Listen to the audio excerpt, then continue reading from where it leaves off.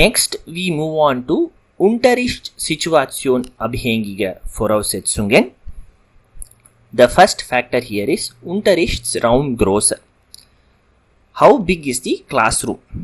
If you have a big game which requires lot of place, then you cannot implement that game in a small room. So, make sure that you have enough space to play the game. Then we have Möbel. Are the furniture in the classroom easily organizable? Can you rearrange them faster to organize the game or not? That is also one more factor which needs to be considered. Then Lage.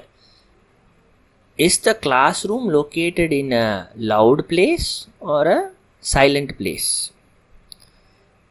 And is the game which you are implementing needs loudness or silent game? So you cannot implement a game which makes noise in a silent classroom because you have neighboring classrooms which should not be disturbed and vice versa. You must make sure that depending upon where your classroom is located, bring in the correct game for the class. Then we go to materials. Do we need extra materials while implementing the game? In that case, then should the students now make the material or should the teacher bring the material with them? That is one question you have to answer yourself.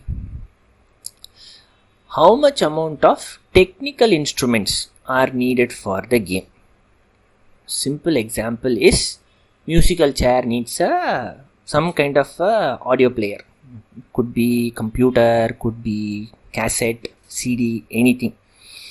And do you have those equipments in the school or classroom itself, or should you bring it on your own? Then we have time.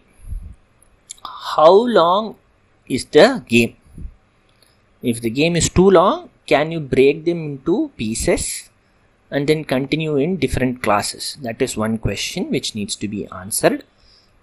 And when you are breaking the game into small parts, make sure that the motivation of the students don't go down. They still have to be up and say, yeah, we are ready for the next one. And always, all the Vorbereitung Zeit which you take for organizing the game should also be considered. The next factor is the previous class and its effects.